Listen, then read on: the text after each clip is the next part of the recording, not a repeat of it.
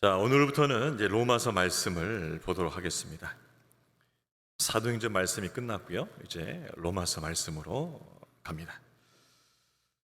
운동선수가 슬럼프에 빠질 때가 있죠. 유명한 선수들도 슬럼프에 빠집니다. 그럴 때 그들이 이 극복하는 방법을 하는 것이 무엇이냐면 가장 기본 자세를 연습하는 거예요. 골프 같으면 스윙 연습을 계속 하겠죠. 기본 자세를 계속 연습하는 거죠. 기본 자세를 연습하면서 감을 다시 찾는 거예요.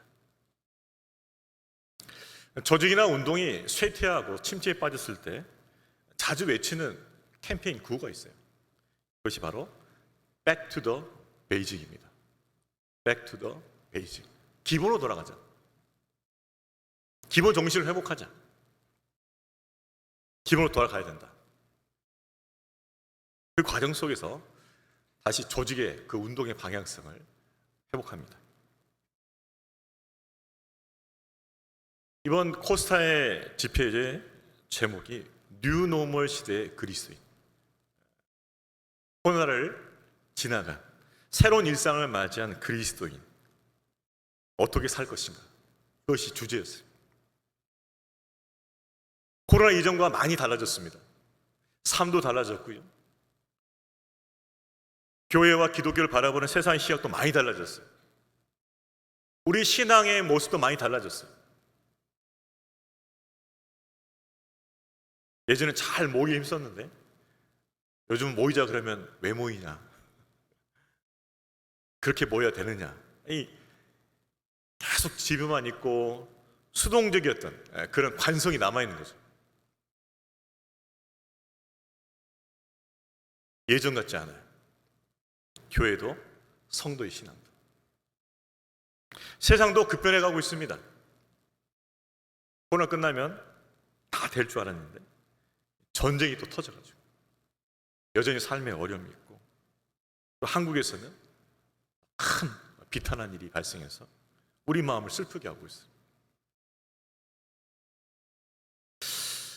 이렇게 우리 기독교가 또 교회가 성도가 분명히 어떤 다른 차원의 어떤 삶을 살아갈 것을 요구받고 있는 이 시대 가운데서 어떤 새로운 방향성,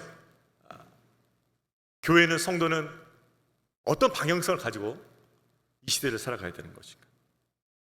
당연히 고민을 해야 됩니다. 이전에 했던 것을 똑같이 반복할 수는 없어요. 그렇다면 어떻게 살 것인가? 어떻게 행할 것인가? 답을 찾아야 돼요. 답을.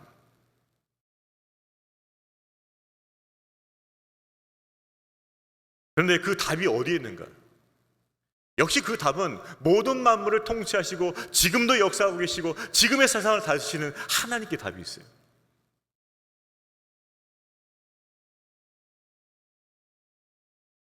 그런데 하나님께서 그 답을 이미 오래전부터 주셨습니다. 바로 그 답은 복음이라는 거예요. 복음. 세상은 변하지만 변하지 않는 진리가 있는데 그것이 복음이죠. 그 복음 안에 여전히 답이 있다는 것이죠. 기독교가 교회가 개인 신앙의 위기에 처했을 때 어떻게 해야 되는가? 복음으로 돌아가면 되는 거예요. 복음으로. 왜요? 거기에 답이 있으니까. 어떤 새로운 세상에서 답이 있는 것이 아니에요. 복음으로 돌아가야 돼요. 그런데 그 복음 속에서 지금 이 시대 가운데서 우리가 어떻게 살아야 할지 그 빛을 발견할 수 있다는 것이죠. 왜? 복음은 진리 빛이거든요. 상황과 시대를 초월하여서 우리의 길을 밝혀주는 진리 빛이거든요. 그래서 우리는 다시 복음으로 돌아가야 됩니다. 하나님께서 이때 로마서 말씀을 듣게 하신 게 바로 이것이에요. 두려워하지 마라, 염려하지 마라. 여전히 복음으로 살아갈 수 있다고 말씀하시는 거예요.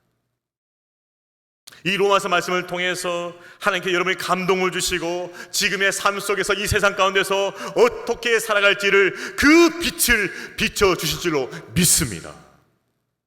이 로마서 말씀은 여러분에게 빛이 되는 말씀이 될 거예요. 이 말씀을 통해서, 내가 아는 이 말씀을 통해서 성령의 감동이 임하고 그 감동을 통해서 내가 지금 이 땅에서 이 시대 가운데서 어떻게 살아야 할지 하나님께서 지혜의 빛을 비춰주시기를 축복합니다. 세상은 어두워요.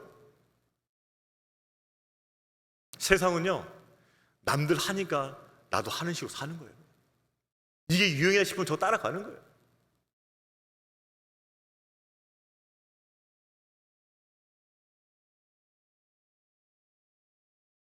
지난 이태원의 사태는 그걸 보여주는 거예요. 세상 사람들이 사는 방식으로 그렇게 따라가다 보면 마지막이 무엇인지를 보여주는 거예요.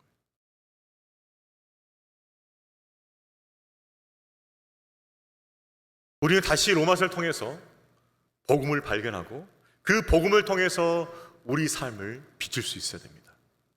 그리고 그 빛을 따라 살아갈 때 이 땅 가운데 여전히 소금과 빛의 역할을 감당할 수 있는 줄로 믿습니다. 생명의 말씀. 로마서는 고린도에서 사도 바울이 로마에 있는 성도들이 보낸 책이에요. 보지 못했어요. 다만 교회가 있다고 들었어요. 성도들이 있다고 들었어요. 그들의 믿음을 위해서 쓰고 싶은 감동이 있었어요. 그래서 로마서를 쓴 거예요. 여러분, 누군가의 편지를 쓸 때는요, 먼저 자기 소개부터 해야 돼요. 나는 누구입니다. 어떤 사람입니다.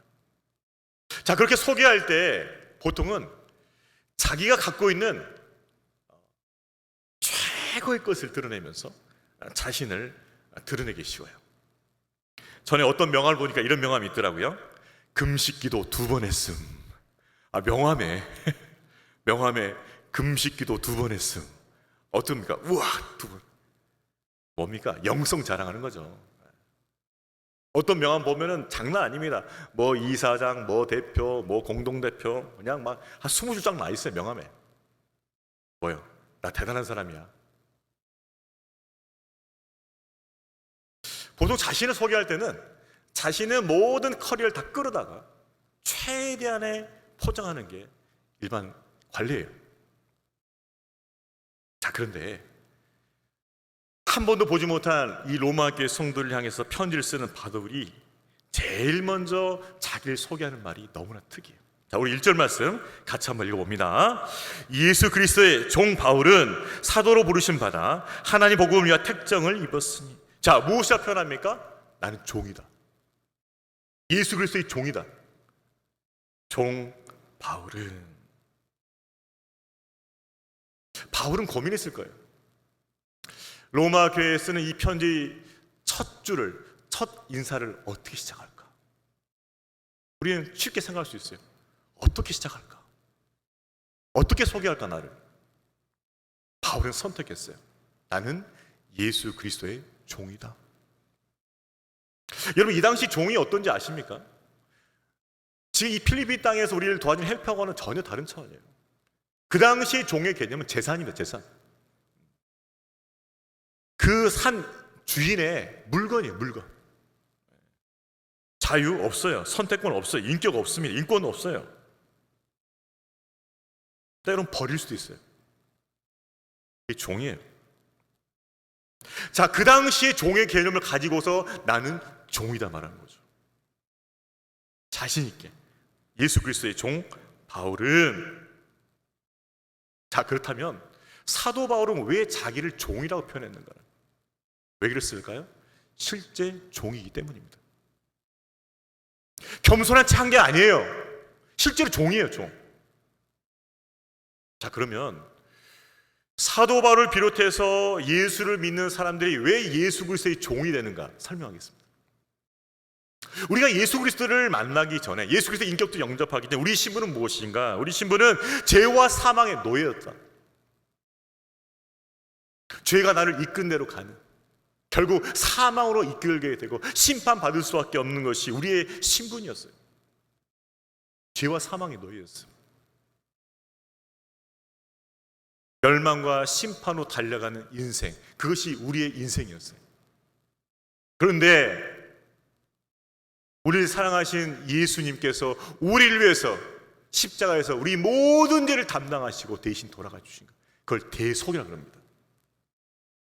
그 대속의 죽음을 통해서 우리 모든 죄를 씻겨주시고 죄와 사망에서 우리를 자유케 해주셨어요. 우린 심판받지 않아요. 하나님 자녀가 됐어요. 영원한 생명을 얻었어요. 완성된 하나님 나라가 우리 나라예요. 내 나라예요. 그런데 그분의 핏값으로 사셨기 때문에, 그전에는 죄와 사망의 노예였지만 이제는 뭐예요? 예수 그리스도의 것이 되었다. 그래서 종이라는 표현을 쓴다는 것이죠. 예수님께서 자신의 핏값으로 우리를 사셨기 때문에 우리를 종으로 부르신 것이죠. 그렇지만은 그 종은 행복한 종이에요. 왜? 좋은 주인을 만났거든. 죄와 사망처럼 우리를 억압하고 우리를 누르고 우리에게 죽음과 심판을 몰아가는 그 나쁜 주인이 아니고, 우리에게 생명을 주시고 풍성해 주시고 영원한 생명을 주시는 참 좋은 주인이기 때문에 그렇습니다. 저와 여러분은 참 좋은 주인이신, 참 목자 되신 예수 그리스도를 만난 행복한 종인 줄로 믿습니다. 이것이 우리 신분이라는 거예요. 그래서 사도 바울은 자기를 예수 그리스도의 종이라고 표현했던 거죠. 자, 그런데 종이라고 우리가 신분을 밝혔을 때 생각할 것이 있어요. 어떤 사람이 진정한 종인가? 진정한 종이 되기 위해서는 두 가지가 필요하다고 저는 생각해요. 첫 번째는 신분의식이에요. 나는 종이다라는 신분의식이 분명히 있어야 됩니다. 예수께서 나를 핏값으로 사셨기 때문에 나는 그분의 종이야. 그 신분의식이 있어야 돼요. 두 번째는 그 신분의식과 함께 종의 자세가 필요합니다. 나는 예수 그리스도의 종이기 때문에 내 주인 되신 예수 그리스도를 기쁘게 하기 위해서 나는 종의 역할을 잘해야 돼. 자세가 있어야 돼요. 그럼 어떻게 됩니까? 예수님을 늘 가까이 해야 돼요. 예수님이 뭘 좋아하시지? 뭘 말씀하시지? 뭘 원하시지? 뭘 시키시지? 항상 촉각을 세워야 돼요. 그래서 예수님 말씀하신 거 잘 듣고 그대로 해야 돼요. 예수님 마음 알고 그 마음 시원케 해드려야 돼요. 종의 자세예요. 즉 진정한 종이 되기 위해서는 종의 신분 의식과 종의 자세가 필요하다는 거죠. 사도 바울은 실제로 그렇게 했어요. 사도행전 16장에 보게 되면 사도 바울은 그동안 아시아 지역만을 전도하고 있었습니다. 거기까지가 사도 바울의 계획이에요. 그런데 성령께서 인도하심을 주시고 유럽으로 넘어가게 하십니다. 그때 꿈에 마게도냐인 환상을 봐요.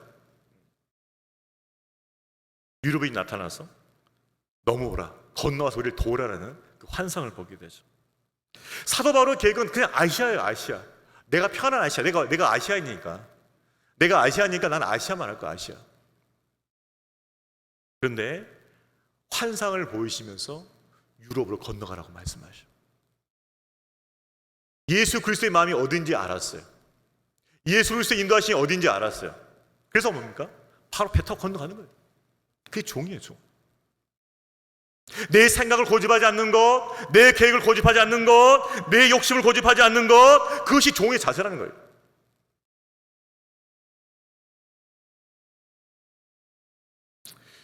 현대 그리스도인들의 부족해 보이는 모습이 무엇인가? 그것은 자신이 종이라는 사실도 모를 수 있다는 거죠. 자신이 종이라는 그 사실도 몰라요. 두 번째는 종이라는 사실을 알고 있는데 종의 자세가 안 돼 있죠. 들어서는 알고 있어요. 그래, 맞아, 예수 그리스도의 종이야. 그분의 핏값으로 날 사셨어. 인식은 하고 있죠. 신분 의식은 있다는 거예요. 내 종의 자세는 안 돼 있어요. 그래서 주인처럼 행사하는 거죠. 예수님 말씀하셔도 안 들어요. 자기 생각과 자기 욕심에 치우친다는 거죠. 자, 그러면 어떤 결과를 낳게 되는가? 자기가 주인된 삶을 살게 되면 하나님의 일하심과 영광을 드러낼 수가 없는 거예요. 그분이 우리를 부르신 그 목적을 이룰 수가 없는 거죠. 또 한 가지, 구별된 삶을 살지 못하기 때문에 세상 가운데 우리의 삶으로 주님을 증거할 수가 없어요. 오히려 욕을 먹게 되죠. 예수께서 말씀하신 것, 짓밟힐 것이다. 교회 다니는데 하는 말과 행실과 모든 것이 세상과 똑같고, 아니 더 지나칠 수도 있어요. 우리 안에 하나님을 볼 수가 없어요. 하나님 일하시면 볼 수가 없어. 저소해요. 내가 교회 갈 이유를 발견하지 못하겠다. 너를 통해서. 비극적인 말이죠. 너를 통해서는 내가 교회를 갈 이유를 발견하지 못하겠다. 비극적인 말이에요. 들을 수 있어요. 아니, 듣고 있어요. 왜? 종의 자세가 없으니까.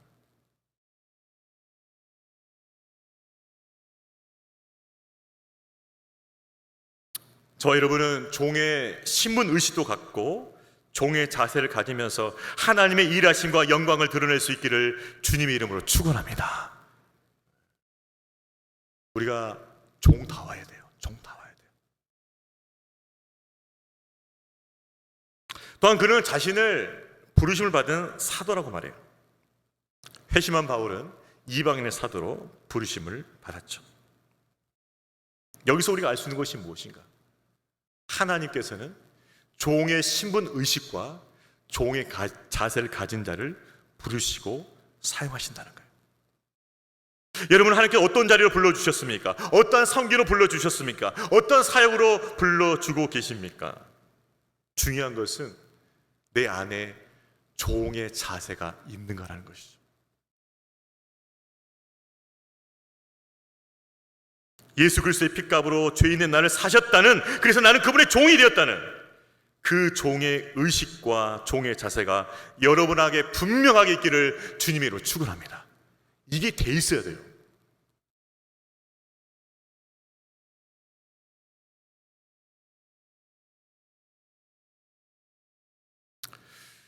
바울이 로마에 보내는 편지의 첫 줄은 복음 그 자체예요. 아주 강력한 임팩트를 가지고 있어요.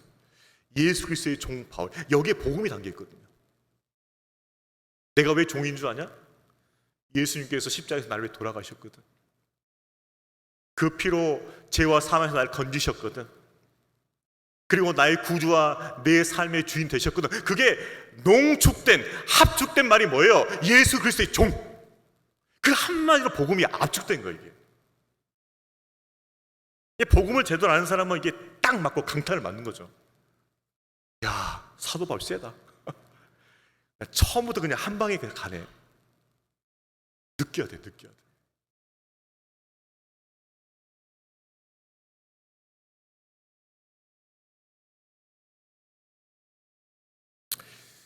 사도 바울의 고백이 우리의 고백이 될 수 있기를 주의 이름으로 축원합니다. 자, 바울은 자신이 예수 그리스도의 종으로서 또 사도로 사육심을 받았다고 하는데 그 이유가 뭐냐? 복음을 위해서다. 1절 끝에 언급하죠. 자, 그렇다면 우리가 다음 단계로 넘어갈 것은 무엇이냐? 그럼 복이 뭐냐? 복이 뭐냐? 복이 뭐냐는 거예요. 그것이 2절부터 설명이 나오죠. 자, 우리 2절 말씀 같이 한번 읽습니다.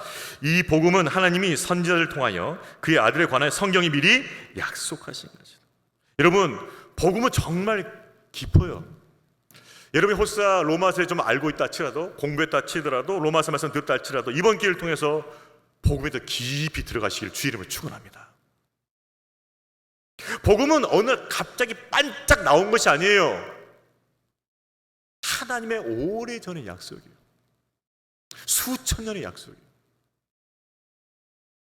우리가 잘 아는 아브라함 때부터 이미 약속해 주신 거예요. 너를 통하여 열방이 복을 받을 것이다. 그 복이 뭐였어요? 영생의 복이었어요. 그 복 누가 누려요? 우리가 누리고 있어요. 이미 수천 년 전에 주신 그 약속이 지금 이루어졌다는 것이죠.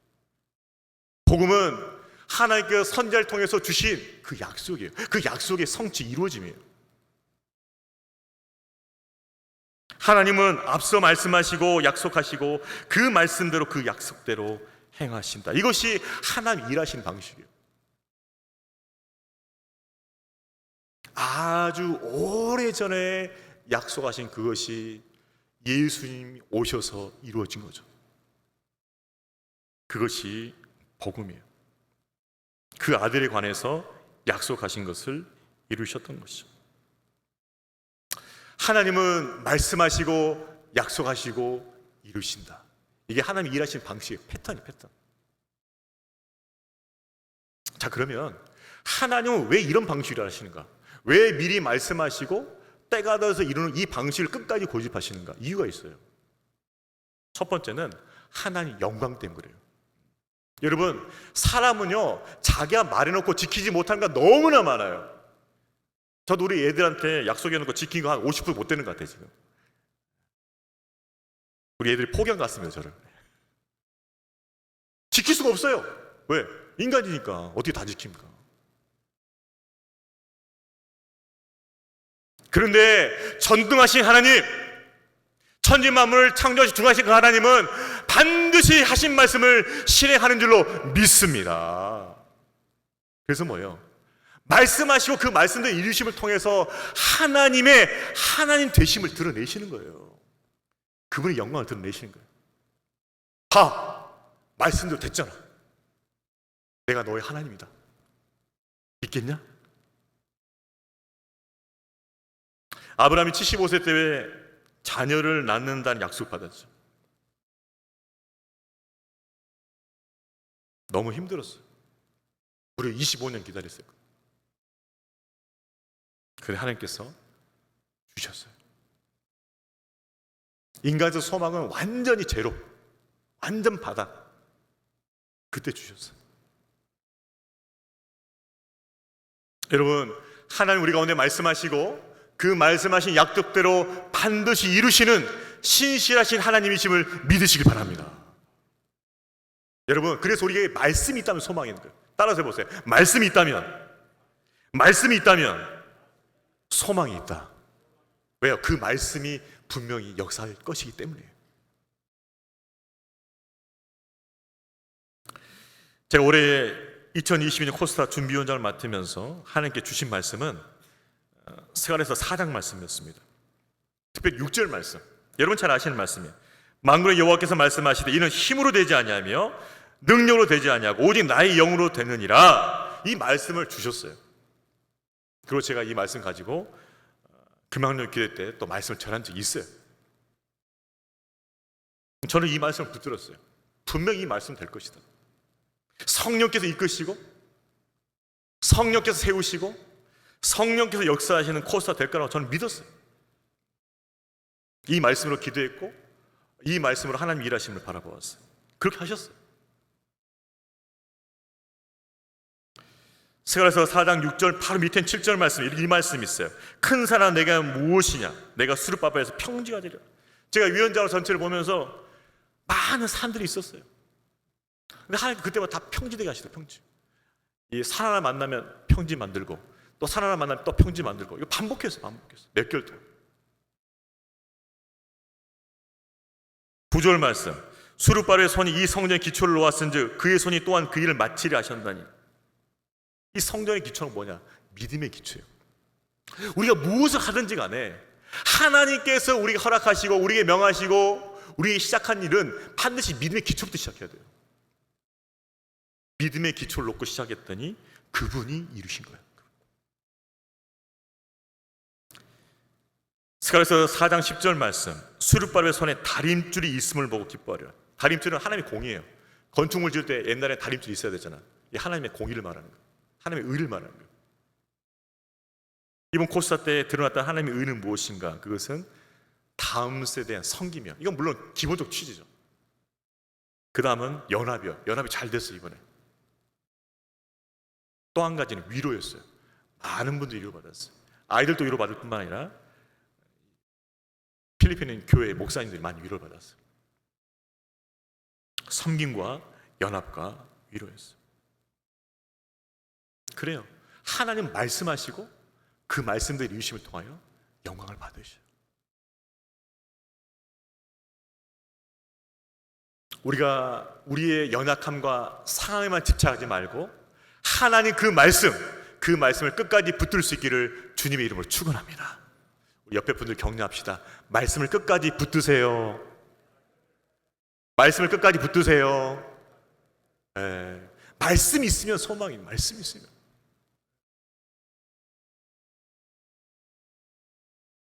하나님께서는 오래전에 약속하시고 그 말씀을 예수님을 보내셔서 이루신 거예요. 그리고 이제 예수님 재림하시면 완성이 돼요. 그 나라가 와요. 자, 그러면 예수님이 과거에 예언됐다고 하는데 예수님의 구원, 즉 복음이 예언됐다고 하는데 어떻게 됐는가? 이거를 좀 더 구체적으로 펼쳐줘요, 바울은. 자, 3절과 4절 말씀도 같이 있습니다. 그의 아들에 관하여 말하면 육신으로는 다윗의 혈통에서 나셨고 성결의 영으로는 죽은 자들 가운데서 부활하사 능력으로 하나님 아들로 선포되셨으니 곧 우리 주 예수 그리스도시니라. 자, 여기서 우리가 살펴볼 수 있는 것은 구약의 예언은 세 가지예요. 첫 번째는 다윗의 혈통에서 나셨다. 두 번째는 죽었다는 것이에요. 세 번째는 죽은 자들 가운데서 부활했다. 이 세 가지. 다윗의 혈통에서 나셨다.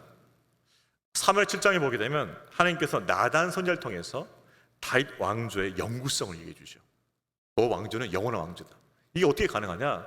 너의 후손 중에 한 자가 나와서 영원한 왕이 영원한 나라의 그 경고함을 가질 거라고 약속해 주셨단 말이에요. 그래서 이스라엘 백성도 다 알고 있었어요. 분명히 메시아가 오면 다윗의 후손일 걸 알고 있었다는 거죠. 그래서 메시아 대망사상이 있었어요. 근데 그 약속대로 뭐예요? 다윗의 후손으로 예수님이 오신 거예요. 이사야서 53장에 보게 되면 인류의 죄를 위해서 대속하기 위해서 고난받고 죽임당하는 종의 이야기가 나와요. 53장에. 그 예언대로 십자가에서 죽으셨어요. 시편 16편에 보게 되면 그 고백이 있죠. 나를 수월에 버리지 아니하시고, 수월은 죽은 자들이 가는 것이죠. 죽음이에요. 수월에 버리지 않으시고 생명의 길을 보이시리니, 즉 메시아가 죽었다가 다시 살아날 것이 예언되어 있어요. 즉 예수님이 십자가에 죽으시고 부활한 이 모든 것이 다 이미 예언되어 있고 그 예언이 성취되었다는 것을 바울은 설명하고 있는 거죠. 복음은 하나님의 오랜 계획 속에 이루어진 약속의 성취입니다. 약속된 예언대로 다윗의 후손으로 오셨고, 약속된 예언대로 고난을 받아 십자가에 죽으셨고, 약속된 예언대로 죽음에서 부활하신 주님께서 우리의 구주와 왕이 되셨음을 믿으시길 바랍니다. 그분이 주 예수 그리스도예요. 바울은 초반부터 강력하게 복음을 전해요. 그래서 로마서가 위대한 거예요. 이 로마서를 통해서 교회 역사에서 수많은 개혁이 일어났거든요. 어거스틴도 마틴 루터도 이 로마서부터 시작해서 개혁이 시작합니다. 왜? 이렇게 강력하니까. 초반부터 강력하잖아요. 이 로마서 말씀을 통해서 복음에 대한 이해가 더 깊어질 수 있기를 주의 이름으로 축원합니다. 그래요. 복음은 오랜 약속의 성취예요. 사도 바울은 복음이 하나님의 약속의 성취임을 밝히면서 또 이것을 전하기 위해 자신이 사도로 부르심 받았다고 다시 한번 증거하죠. 자, 우리 5절과 6절 말씀도 같이 읽습니다. 그로 말미암아 우리가 은혜와 사도의 직분을 받아 그의 이름을 위하여 모든 이방인 중에서 믿어 순종하게 하나니 너희도 그들 중에서 예수 그리스도의 것으로 부르심을 받은 자니라. 바울은 자신이 이방인의 사도로 부르심 받은 이유는 복음을 전할 뿐만 아니라 그 복음을 듣고 뭐요?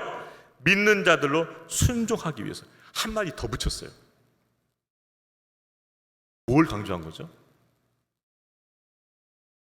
예수 그리스도를 믿고 복음 믿고 구원 받은 것, 그것이 다가 아니라는 거예요. 구원을 받고 나서 뭐예요? 순종의 믿음으로 나아가야 한다는 거죠.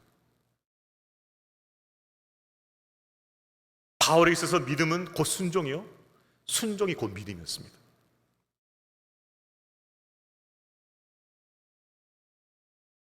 여러분, 우리의 믿음 생활은요, 더 성장하고 성숙해야 돼요. 믿음도 다 같은 믿음이 아니에요. 믿음도 성장합니다. 성숙해져요. 더 강건해져요. 처음 우리가 가진 믿음은 어떤 믿음이죠? 구원받은 믿음. 아, 예수님께서 나를 사랑하셔서 십자가에서 돌아가셨구나. 나는 죄가 해결됐구나. 영생을 얻었구나. 이게 구원받은 믿음이에요. 근데 이 믿음에서 그치면 안 돼요. 더 자라야 돼요. 어디까지 자라야 되나? 세상을 이기는 믿음. 세상의 유혹과 시험과 핍박을 이기고 주의 말씀 따라 그 길을 가는, 하나님을 증거하는, 하나님 나라 백성답게 살아가는 세상을 이기는 믿음이 있어요. 그 믿음까지 우리는 가야 돼요. 구원 얻는 믿음이 있고 결국에는 세상을 이기는 믿음까지 가야 돼요. 자, 그런데 이 구원을 얻은 믿음과 세상을 이기는 믿음 사이에 낀 믿음이 있어요. 낀 믿음. 뭐가 하나 있어야 돼요. 그게 뭐냐면은 순종하는 믿음이에요. 순종하는 믿음. 낀 믿음이에요. 그게 구원받고 나서 순종하는 믿음을 통해서 뭐예요? 세상을 이기는 믿음까지 간다는 거죠. 이게 낀 믿음, 낀 믿음. 이걸 놓치면 안 된다는 거예요. 저와 여러분은 구원받은 믿음에서 순종하는 믿음으로, 그리고 세상을 이기는 믿음으로까지 장상분량까지 자랄 수 있기를 주님의 이름으로 축원합니다. 다음 주에 시험 내겠습니다. 물어보겠습니다. 구원받는 믿음과 세상을 이기는 그 믿음 사이에 낀 믿음 무엇입니까? 답은 뭐죠? 답은 뭐죠? 성가대에서 순종하는 믿음. 아, 순종하는 믿음이 낀 믿음이구나.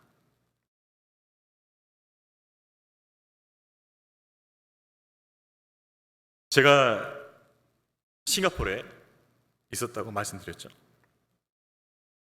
처음에 가서 공부 안 했어요. 6개월은 공부 안 했는데, 공부하면서 사백교도를 다녔습니다. 한인교회 다녔어요.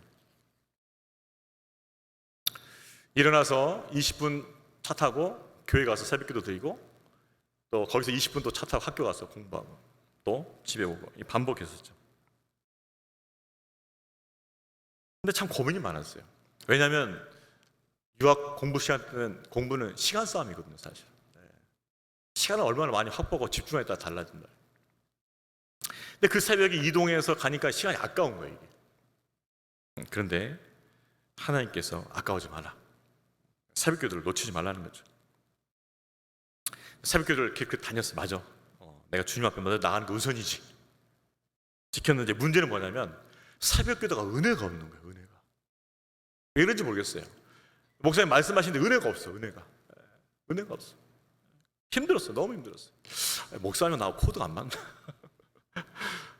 너무 힘들었어. 그래서 갔다 오고 나서 항상 일어날 때 가야 되나 말아야 되나 너무 힘들었어. 기도 많이 해서 하나님 다른 교회로 옮길까요? 주님이 답이 없어. 주님이 답이 없으면 뭐죠? Keep going. 계속 하라는 거예요. 계속 다녔어요. 어려웠던 게 뭐냐면은 하나님 앞에 새벽기도 드리는 건 너무 좋았어. 딱 맞아. 근데 뭐냐면 유익이 없는 거야. 이게 유익이 없을 뿐만 아니라 손해지. 왜? 시간을 버리는 것 같잖아요. 이게. 이런 순종을 뭐라고 하냐면 불편한 순종이에요. 불편한 순종. 당장 내게 유익이 없어 보여. 이거 순종하면 손해할 게 뻔해요. 그러니까는 이 순종이 불편한 거예요. 하기 싫은 거예요. 근데 하나님께서 계속 가게 하셨어요. 제가 깨달았어요. 순종은 자기 유익에 사는 것이 아니다. 깨달았어요. 여러분, 순종은요, 여러분의 유익을 위해서 하는 게 아니에요.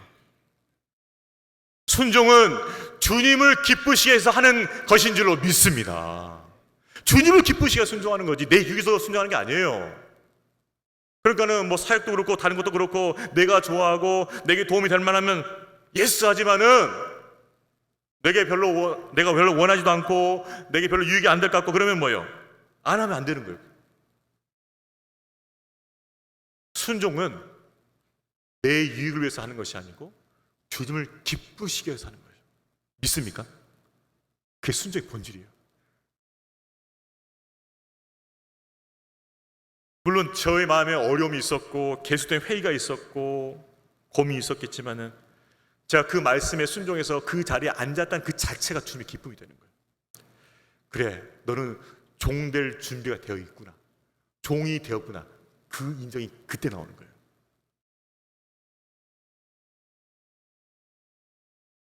결과적으로는 유익이 됐어요. 결과적으로 당장의 유익이 안 됐는데 결과적으로 유익이 됐어요. 어떻게 됐냐? 제가 그렇게 6개월을 계속 다녔어요. 7월달부터 계속 11월 말쯤 되니까 목사님 부르시더라고요. 목사님 내년부터 사역하시면 되겠습니다. 이력서에 대한 말도 안 하고 물어보지도 않아. 내가 누군지도 모를 텐데 물어보지도 않아요. 그냥 일하래요. 그냥. 사역증 찾고 있었죠. 제가 기도하면서. 그렇게 응답이 된 거예요. 뭘 통해서? 순종을 통해서 응답이 된 거예요. 당장 유익이 없어 보여도, 아니 손해가 난다 할지라도 주님의 기쁨을 위해서 순종할 수 있는 믿음의 성도들 되시기를 주의 이름으로 축원합니다. 이게 무슨 순종이라고요? 불편한 순종.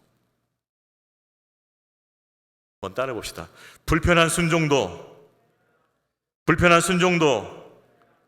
순종입니다. 이거 꼭 기억하셔야 돼요. 내가 원하는 순종만 순종이 아니고 내가 불편한 순종도 순종이에요.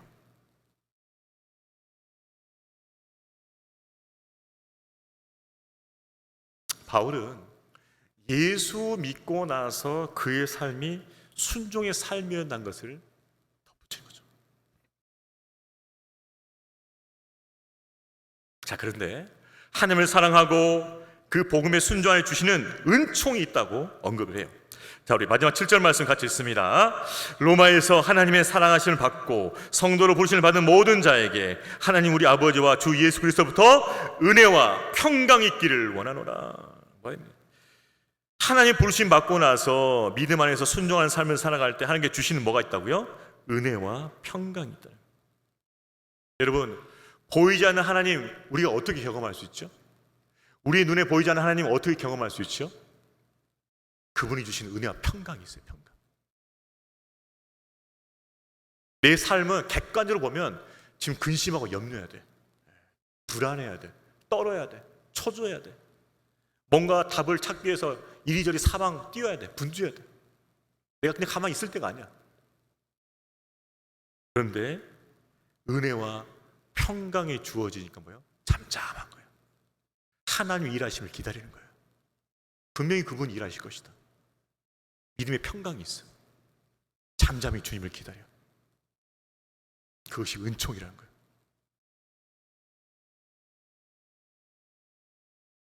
요한복음 14장 21절에 이 말씀이 있어요. 나의 계명을 지키는 자라야 나를 사랑하는 자니 나를 사랑하는 자는 내 아버지께 사랑을 받을 것이요 나도 그를 사랑하여 그에게 나를 나타내리라. 분명히 주님께서 우리를 나타내셔요. 어떻게? 은혜와 평강으로. 주님을 신뢰하고 주의 말씀에 순종한 삶을 통하여 주님의 은혜와 평강이 풍성하기를 주의 이름으로 축원합니다. 그것이 영적 배부름이에요. 영적 배부름. 그 은혜와 평강이 풍성하기를 주의 이름으로 축원합니다. 말씀을 정리합니다. 복음은 무엇인가? 오랜 하나님의 약속이 성취라는 거예요. 죄된 백성을 구원하시는 하나님의 그 약속이 그 아들 예수 그리스도 이 땅에 오심을 통해서 성취되었다는 거죠. 그분이 십자가에 죽으시고 부활하심으로 이루어졌습니다. 그 복음은 우리의 신분을 자각하게 만들어요. 우리가 예수 그리스도의 핏값으로 산 종이라는 그 신분을 자각하게 만듭니다. 그리고 우리가 하나님의 일을 위하여 사명자로 부르심 받았다는 것을 또한 자각하게 합니다. 그리고 복음을 믿어 순종하는 자에게 하나님의 은혜와 평강의 축복이 있다는 것을 또한 알게 되었습니다. 이제 시작된 로마서 말씀을 통하여 복음을 더 깊이 알아가고 복음의 능력이 우리 삶 가운데 깊이 경험될 수 있기를 주님의 이름으로 축원합니다. 여러분, 이 로마서 말씀이 시작될 때 여러분의 기도는 이런 기도가 되어야 돼요. 하나님, 복음을 더 깊이 알게 해주시고 이 복음을 통해 나와 우리 가정이 변화되게 해주옵소서. 아멘이십니까? 기도해야 돼요. 분명히 변화될 것입니다. 여러분이 변화될 것이고 여러분의 가정이 변화될 것이고 여러분이 변화되면 여러분의 자녀들이 변화될 것이에요. 여러분의 배우자가 변화될 것입니다. 여러분의 이웃들이 변화될 것입니다. 그 복음의 능력이 우리 안에 풍성하게 경험될 수 있기를 주님의 이름으로 축원합니다. 우리 다 같이 일어나서 이 찬양 부르겠습니다. 완전하신 나의 주.